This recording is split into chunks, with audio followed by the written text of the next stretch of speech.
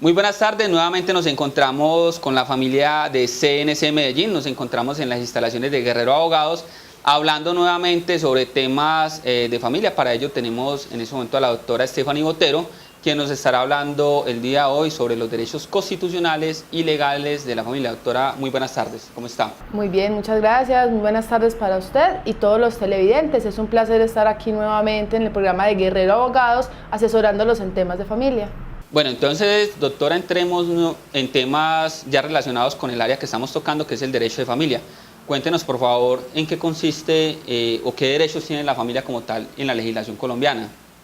Digamos que la familia tiene muchos derechos consagrados en la Constitución y en las normas civiles, pero el que más lo protege y es un derecho fundamental es el artículo 42 de la Constitución, que consagra en cómo está vinculados la familia, los hijos con los parientes, temas de los hijos adoptados, los hijos naturales, temas de protección, temas de patrimonios de familia. Es un artículo muy amplio en el cual se consagran todos los derechos de los que están proscritos por la Constitución y que protegen lo que es la familia en Colombia.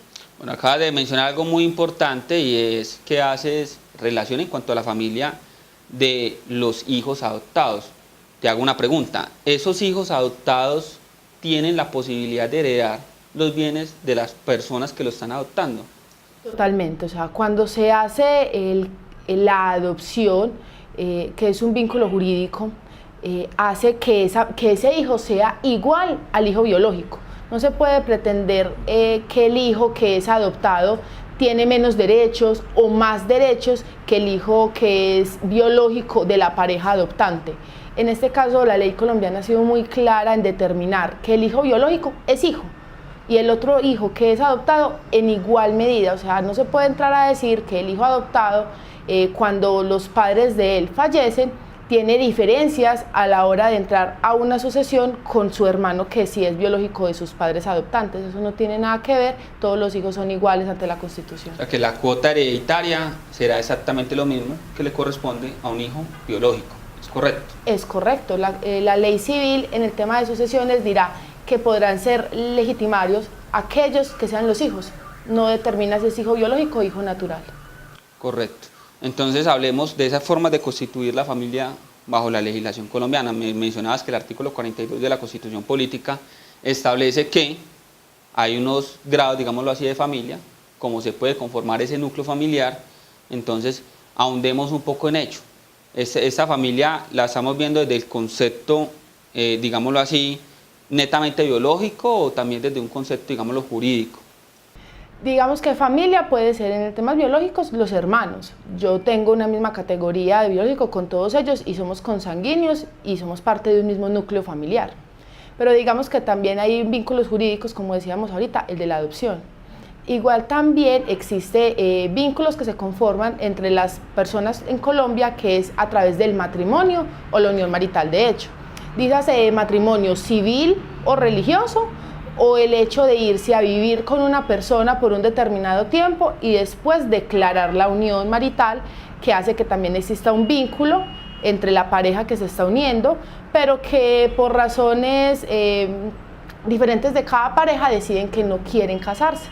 Hablemos, doctora, un poco de esa decisión de la Corte Constitucional que fue tomada o adoptada hace aproximadamente un año, en la que manifestaban que las parejas del mismo sexo también podían constituir familia bajo la legislación colombiana.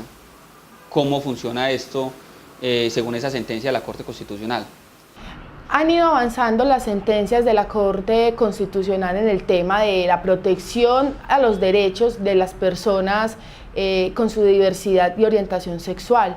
Digamos que la Constitución dice que se conforma una familia entre un hombre y una mujer, pero ya se logró determinar que violentar o decir que solamente es familia un hombre y una mujer va en contra de los derechos fundamentales de aquellas personas que deciden voluntariamente conformar una familia con una pareja del mismo sexo. Entonces, acá en Colombia es posible en estos momentos que las personas que tienen una pareja del mismo sexo crear una familia, esto es a través de un contrato que se suscribe ante un notario juez de la República, y eso otorga todos los efectos civiles, sea por matrimonio o sea por una unión marital de hecho. Nos supongamos, doctora, que entonces una familia del mismo sexo, supongamos que son dos hombres o dos mujeres, y conviven, digámoslo aproximadamente hace un año, bajo el mismo techo, en lecho y mesa. Y supongamos que esta familia o esta pareja se agrede. Esto da lugar entonces, siendo ellos pareja de la misma orientación, digamos de género, ¿cierto? ¿Esto da lugar a una violencia intrafamiliar o no lo da, o solamente se da esta violencia intrafamiliar solamente entre hombres y mujeres? Explíquenos ello, por favor. La violencia intrafamiliar, hay que decirlo, se da cuando las parejas conviven juntas. Y si no conviven, al menos tienen un hijo en común. Digamos que no importa el tipo de familia que se haya conformado, sea hombre o mujer o pareja del mismo sexo, goza de los mismos derechos y las mismas garantías que se le protejan a sus derechos fundamentales. Esto es, si la pareja son dos hombres y uno de ellos agrede al otro y conviven juntos, hay que dejar muy claro que tiene que haber convivencia bajo el mismo techo, hay lugar a la violencia intrafamiliar.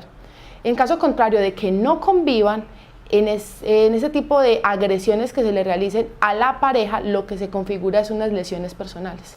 Correcto. Bueno, en este caso entonces estaríamos hablando de desarrollar denuncias ante la Fiscalía General de la Nación por violencia intrafamiliar, los cuales han dejado de ser querellables, de tal forma, o lo que significa es que ya posteriormente de radicada la denuncia no se podrá desistir por una reconciliación nuevamente con esa pareja.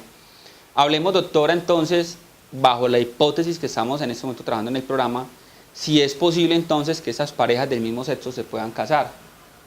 Sí, ahora con las sentencias de la Corte normalmente se empezó a decir que eso es solamente la unión marital. Hay que tener en claro que las parejas o que desean casarse no lo podrán hacer por ritos religiosos. Esto es porque cada religión tiene su configurada la forma en cómo es un matrimonio. Digamos, la Iglesia Católica, por ejemplo, no permite las uniones entre parejas del mismo sexo. Pero esto no da lugar a que se piense que porque la religión católica no permita el matrimonio, las parejas del mismo sexo que conformen familia no se puedan casar. Sí lo pueden realizar o ante un juez o ante un notario con un matrimonio civil, que tiene los mismos efectos que el matrimonio católico, es que celebra en una iglesia o de cualquier otra religión. En ese momento estamos hablando de que las parejas del mismo sexo podrían contraer, digamos, ese vínculo de matrimonio, pero solamente por una sentencia judicial o por medio de una escritura pública otorgada por un notario público. ¿Es correcto? Es correcto. Entonces, hagamos una precisión, doctora, porque es una pregunta muy insistente por parte de los televidentes, y es que muchos de ellos dicen, bueno, yo me casé con X o Y persona y deseamos no solamente divorciarnos, sino anular el matrimonio. Entonces, obviamente si lo anulas, pues no habría lugar a un divorcio porque desaparecería el vínculo. ¿Qué causales o qué, digamos, una causal y ante qué organismo se podría adelantar un proceso de una nulidad de un matrimonio religioso? En este caso, digamos, por tipo de ejemplo, el católico. Digamos que hay que explicar a los televidentes porque muchos creen que la nulidad se adelanta ante un juez de familia acá en Colombia y que el divorcio es lo mismo que la nulidad, y no es así.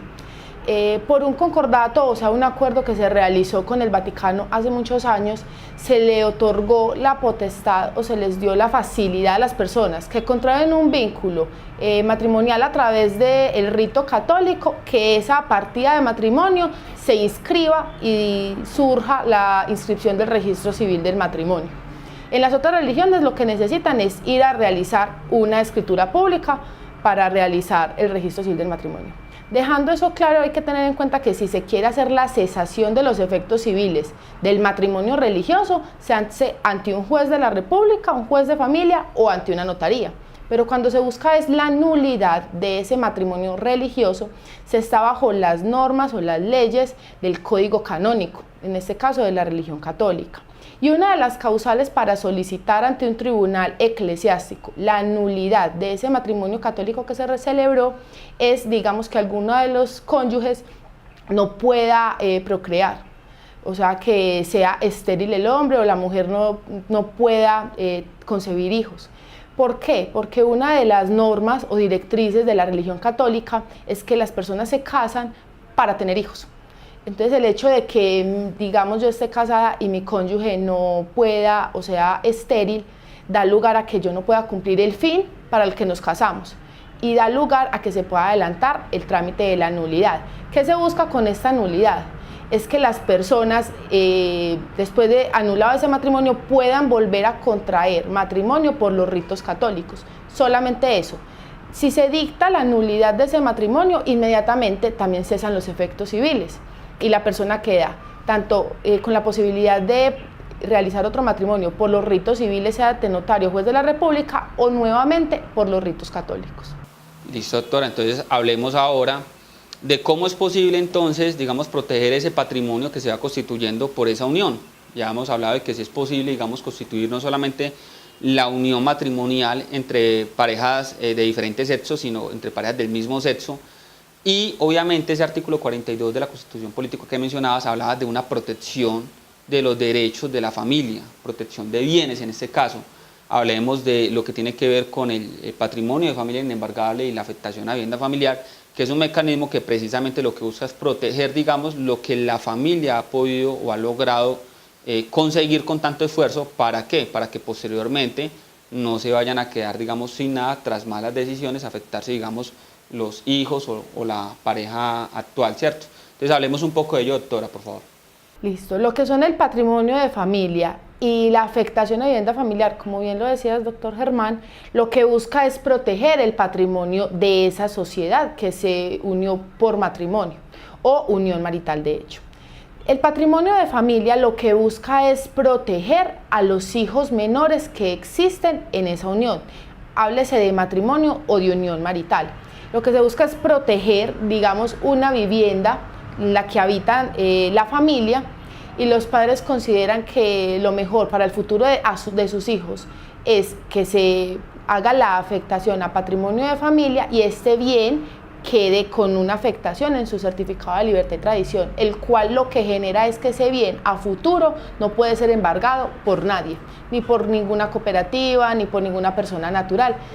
Esto lo que hace es que a futuro esos hijos menores de esa unión, sea matrimonio o unión marital, tengan siempre donde vivir, porque piénsese que no se haga la afectación a patrimonio de familia, alguno de los padres adquiere una deuda sumamente cuantiosa y de un momento a otro se le ejecute y se busque el embargo y posterior remate de ese bien.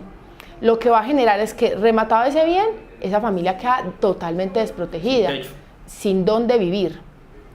Lo que genera todo esto es que se vulneren los derechos de esos hijos menores que viven en ese hogar.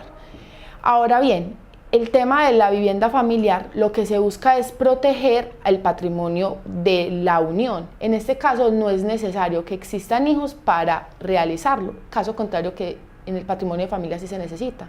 Para hacer la afectación al patrimonio de familia tienen que haber hijos menores porque lo que se busca proteger son esos niños. En la vivienda familiar lo que se busca proteger es la pareja.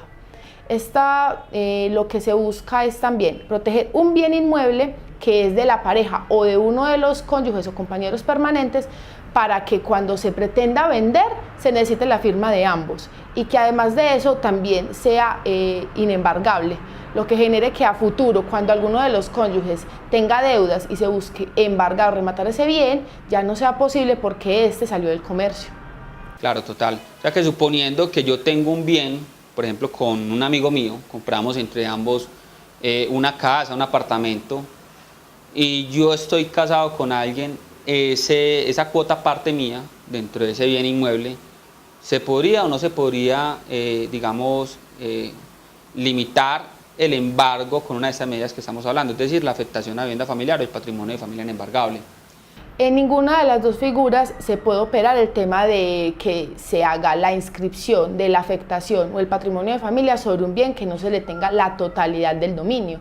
¿Qué significa esto? Si tú tienes una cuota aparte, sea del 5% o hasta el 50, 60, 90.5, lo que se desee, pero no el 100 en totalidad, hace que este bien no se pueda ni afectar a vivienda familiar ni patrimonio de familia, porque ambas leyes que regulan estas figuras dicen que la persona tiene que tener el dominio pleno y en totalidad de ese bien que se pretende afectar. En caso contrario, ninguna de estas dos figuras puede operar. Claro que sí. Retomando nuevamente entonces de lo que hablábamos anteriormente, que era el tema de los matrimonios y de las separaciones legales, se nos olvidó hacer una precisión. y es, digamos, esa diferenciación entre lo que podría ser, digamos, ese divorcio de mutuo acuerdo y un divorcio sin acuerdo, es decir, un divorcio judicial. En qué casos podría operar ese divorcio judicial, que es aquel cuando no existe un mutuo acuerdo, aunque la misma ley señala que el divorcio judicial en el artículo 154 de nuestro Código Civil establece que también se podrá adelantar ante un juez de la República cuando existe mutuo acuerdo. La regla general es que se acude a él cuando no existen acuerdos y consagra taxativamente unas reglas o unas causales por medio de las cuales se podrá solicitar, digamos, esa disolución y liquidación de esa sociedad conyugal construida tras el hecho del matrimonio. Entonces, hablemos un poco de ella, doctora, ya para finalizar este programa. Hay que ir diciendo que, como hablaba ahorita sobre la nulidad del matrimonio y el tema del divorcio o la cesación de los efectos civiles, son tres figuras que pueden buscar lo mismo, particularmente cada una con requisitos diferentes. Cuando hablamos del matrimonio civil o religioso, en el que se pretende adelantar el trámite de la causal de mutuo acuerdo, se puede adelantar ante un notario y esto genera que sea un divorcio express, lo que significa que pueda durar muy poco desde el momento en que se hace la solicitud hasta el momento que sale la escritura pública del divorcio o la cesación de los efectos civiles. Esto lo que hace es que las parejas no pierdan ni tiempo, ni dinero, ni hagan todo más tedioso en el tema de la separación, porque no basta decir que se sabe que cuando una relación acaba hay muchos sentimientos de por medio y lo que se busca es total separarse de esa persona lo más rápido posible. Pero en caso de que no exista un mutuo acuerdo, pues están las causales consagradas en el artículo 154, donde se puede acudir ante un juez de la República, un juez de familia, para que se adelante el trámite de divorcio, sea por una causal de infidelidad, o sea, unas relaciones sexuales extramatrimoniales de uno de los cónyuges. Hay que agregar que quien alega esta causal es el que no dio lugar a ella. Además, existe que la pareja consuma sustancias psicoactivas sin ninguna prescripción médica o que sea un alcohólico habitual, además de otras causales que se encuentran consagradas. Lo que se busca ya en este proceso es que un juez, a través de un proceso judicial donde se examinen pruebas y se haga una respectiva audiencia, determine que la unión va a finalizar con una sentencia de divorcio, sentencia que se inscribe en el registro civil de nacimiento de los excónyuges. Todo esto lo que genera es que sea un proceso más tedioso, pero que de igual manera, si existe alguna de las causales, se puede adelantar. Como ya dije también anteriormente, en el tema de la nulidad, si prospera ante el tribunal eclesiástico, también cesan los efectos civiles y lo que hay también es un divorcio. Claro, entonces estamos hablando de una cesación de efectos civiles sobre un matrimonio religioso y un divorcio, por decirlo así, sobre una unión matrimonial que se desarrolla ante un notario de la República o también ante un juez de la República. Perfecto, estamos hablando en este caso que ese matrimonio viene a ser la disolución de la unión. Posteriormente habrá que entrar a liquidar la sociedad. Hablemos un poco de ello. Supongamos que existen dentro de esa unión o dentro de esa sociedad conyugal o patrimonial, porque también se podría formar esa sociedad de bienes tras una unión marital de hecho, solo que en este caso llamaría sociedad patrimonial. Hablemos entonces que, suponiendo que existen bienes tanto muebles como inmuebles, si estos habrían que desarrollar algún pago a oficina de rentas, a oficina de registros, frente, digámoslo así, la escrituración y el registro de estos bienes inmuebles ya en cabeza de la otra parte, es decir, del otro cónyuge del cual se está desarrollando la separación legal. Claro, si estamos hablando de un mutuo acuerdo, que la liquidación se va a hacer ante un notario, se ha escuchado normalmente que a las parejas les toca 50 y 50 de todo lo que se adquirió durante la vigencia de la unión. Pero como estamos ante un notario y es un mutuo acuerdo, las partes podrán determinar cómo quieren realizar la respectiva partición. Digamos que existen 2 o 3 apartamentos y hay uno de ellos que dice, tú te quedas con 2 porque tú vas a vivir con los hijos y yo me quedo con 1 y con el carro. Y puede que las cuantías de los activos sean diferentes, pero lo están pactando de esa manera. ¿Qué sucede? Los pagos que se realizan a rentas y registro es para la escrituración, como bien lo decía el doctor Germán. ¿Por qué? Porque ya ese bien, digamos que estaba en cabeza solo de uno de los cónyuges, va a pasar a cabeza del otro. Entonces tiene que quedar en el certificado de libertad y tradición que el bien ya no es de Pepito Pérez, sino que es de María en su totalidad, en razón a que se liquidó la sociedad conyugal. o en X o Y porcentaje, porque también podríamos hablar, bien lo decías, que la regla general es que 50 y 50, pero como estamos hablando de mutuo acuerdo, podría ser, digamos, el 20 del 80, ¿cierto? O el 30 y el 70, o el 60 y el 40. Nada impide que ello sea así, siempre y cuando sea de mutuo acuerdo. Exactamente, pero digamos que ya no estamos en un mutuo acuerdo, sino que la liquidación se va a hacer ante el mismo juez con quien se adelantó el divorcio o la cesación de los efectos civiles. ¿Qué conlleva esto? A que ya terminado el proceso judicial dictada la sentencia, existen 30 días para que se proceda a realizar la liquidación. Allá en ese proceso se dirá los bienes que existen y cómo se pretende realizar la adjudicación por cada una de las partes. Esos 30 días, qué pena la interrupción, y hacemos una precisión a los televidentes, es para, digamos, continuar el proceso después de hecho el divorcio, continuar el proceso sin tener que volver a hacer una nueva notificación, porque posteriormente esos 30 días sí se podría entrar a hacer la liquidación, solo que nuevamente tocaría entrar a notificar a las partes de que ya se va a adelantar ese proceso, pero de liquidación, porque como vienen de un proceso de disolución de esa unión matrimonial, entonces podría continuar sin ningún inconveniente siempre y cuando sea entre los 30 días siguientes a ese divorcio. Qué pena la interrupción. Sigamos entonces en el tema de la continuidad de la liquidación. Listo. Adjudicado, digo yo, haciendo la respectiva nombramiento de cuáles bienes hay. Existen 3 apartamentos, 2 fincas, un carro.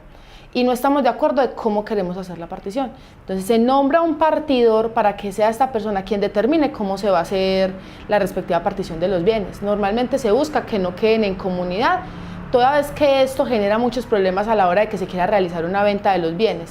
Pero si por algún motivo no se ve la facilidad de que cada uno quede con un bien, se hace la partición en el 50%. ¿Por qué ya no 80-20 ni 70-30? Porque antes estábamos en un común acuerdo ante notario.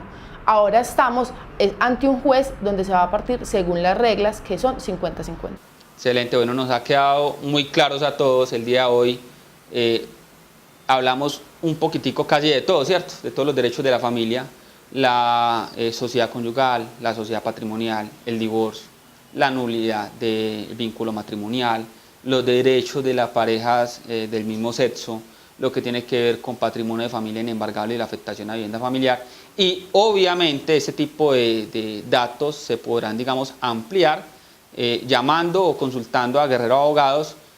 Doctora, infórmenos por favor a qué líneas o por qué medios pueden contactar la firma. Nos pueden buscar por todas las redes sociales como Guerrero Abogados. Tenemos nuestra sede ubicada acá en Medellín, sobre la avenida Oriental, en el edificio Don Gaspar de Rodas. Nuestra línea de teléfono es el 301-322-9007 o la línea fija 5055-987.